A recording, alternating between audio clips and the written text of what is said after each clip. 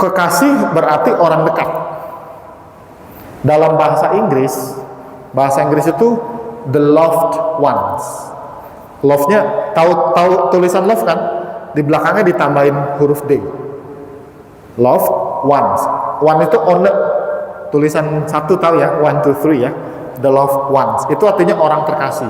Kalau kekasih yang cinta-cintaan, bahasa Inggrisnya lovers. Jadi ibu bapak yang pasangan suami istri itu lovers, kekasih. Kekasih dalam lovers. Tetapi kalau dalam konteks sahabat, anak ke orang tua, itu the loved ones. Jadi kekasih artinya itu.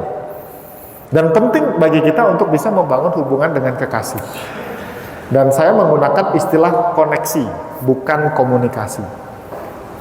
Pernah dengar istilah 5 bahasa cinta? 5 love languages, pernah dengar? Jadi 5 bahasa cinta adalah teori yang disampaikan oleh seorang yang bernama Gary Chapman. Intinya, setiap orang itu punya bahasa cinta yang berarti cara dia dicintai. Gitu. Jadi dia punya pilihan bagaimana dia merasa dicintai, khususnya oleh pasangannya. Kasih apa? Dikasih hadiah. Tuh. Ada yang bahasa cintanya adalah act of service, pelayanan. Kalau di act of service, orang ini merasa disayang, dicinta kalau dia sering dilayani, dibantu. Jadi selesai makan, suaminya ikut cuci piring, ngelap, ya. Si suami juga merasa dicintai kalau istrinya ikut naik genteng. Nah, gitu. Jadi itu bahasa cinta. Ada juga give, act of service. Ada juga yang disebut sebagai words of affirmation, kata-kata, pujian. Nah, hari ini masakannya enak sekali, kemarin-kemarin enggak ya? Susah juga ya. Jadi pujian yang tulus ya. Oke. Ada lagi yang disebut quality time. Ya, quality time. Artinya waktu yang berkualitas. Jadi orang yang dia merasa dicintai itu adalah quality time, bagi dia tuh nggak penting, walaupun cuma keliling-keliling sepanjang Perawang. Dari depan hotel tempat saya tinggal sampai ujung pintu tol, karena naik motor kan. Apa gombalnya? Yang penting aku sama kamu.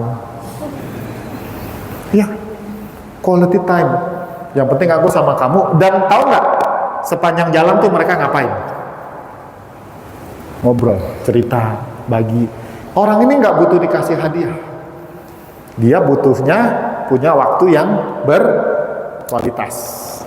Nah, yang terakhir ini touch. Jadi sentuhan. Saya ngalamin ya. Jadi di sini saya spill dikit ya. Jadi pernah dekat dengan orang yang dia nggak suka kalau ke mall itu gandengan. Nggak suka. Risih. Gitu. Tapi ada juga yang merasa kamu itu care banget sama aku kalau aku di sampingmu. Pernah mungkin lihat di mall orang sampai gini, segini. Bikin sirik aja kamu. Tapi ada yang risih. Kurang lebih seperti itu. Jadi dikatakan kita perlu tahu pasangan kita itu bahasa cintanya yang mana. Kalau saya sih 5-5-nya lah ya.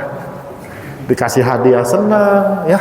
Diajak deep talk senang, dipuji senang, dibantuin senang, apalagi dipegang-pegang. Ups. Ini namanya stand up ya, jangan serius ya.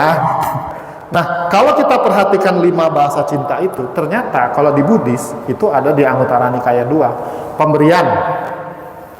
Pemberian, berarti masuk mana tuh kalau pemberian? Giving. Pemberian, ucapan penuh kasih.